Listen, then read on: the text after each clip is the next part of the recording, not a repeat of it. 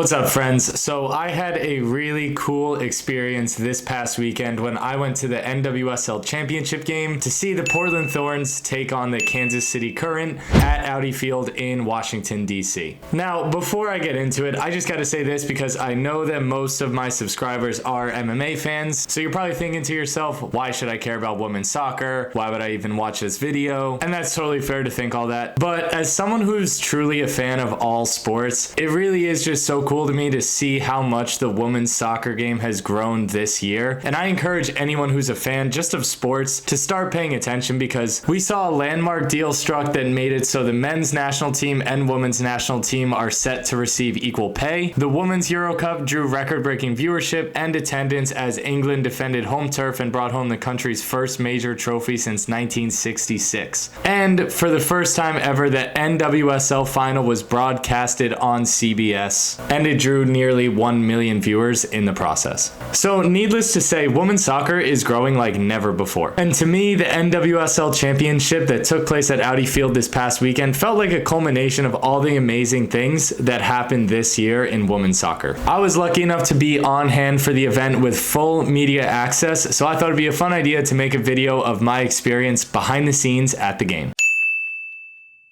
First up on the agenda, of course, was the arrival to the stadium. Like the NFL, the NWSL has its championship game at a neutral site. So this year's venue is Audi Field, a soccer-specific stadium in Washington, D.C. I got to the stadium early and got to hang out outside the stadium for a little bit. They had this cool fan fest area going on. They had music, giveaways, they had TV broadcasts set up there, all sorts of fun activities going on. I won a scarf and I had to give it to this little girl who came all the way from Portland to see Sophia Smith play. After that, it was time to head into the stadium. I had full media access, so I was able to walk in and do pretty much a full tour of the stadium. I gotta say, if you ever have a chance to visit an MLS stadium or any soccer specific stadium in the US, it's totally worth it. Audi Field is definitely one of the nicer ones I've ever been to. Everything from the field to the unique seating layout and the great food and drink options. It was honestly just the perfect venue for an event like this. I used the time before kickoff to walk onto the field and feel the grass. While I was out there, I got to see this cool moment with Kristen Edmonds of the KC Current. I asked their social media team what this was all about, and they said she does this before every single game to get locked in. I thought this was pretty cool. Another thing that I thought was really cool though was seeing Portland Thorns GM Karina LeBlanc.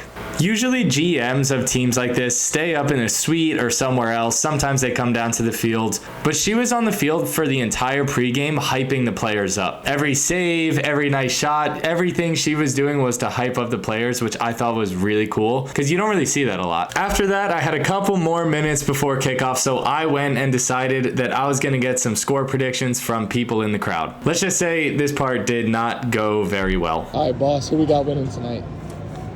Hold on one second. I don't even know who's even playing. let me go have to retake this. 3-1. 3-1 who? Who playing? Cut it real quick.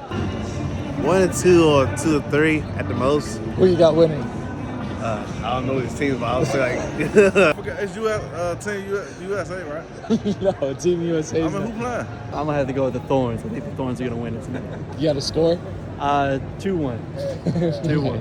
Yeah, so it seemed like maybe some of those people I got predictions from were the same MMA fans who watch these videos. But oh well. I actually ended up trusting their opinions on this one, and I ended up throwing some money on the Portland Thorns because best believe your boy was going to put some bread on this game. On that note, remember that I always get the best odds possible because I use the BetStamp app. The BetStamp app is basically Google Flights but for betting. Don't overpay for your bets and save money if you lose by using the BetStamp app, and when you download it, use code FRIENDS. And while you're at it, click the link in the description of this video below and use that link to sign up for BetUS, and when you do, use code FRIENDS125 for a 125% bonus on your initial deposit. Anyway, the game started, and right off the bat, Sophia Smith, the regular season MVP of the NWSL, scored a beautiful goal just 4 minutes in.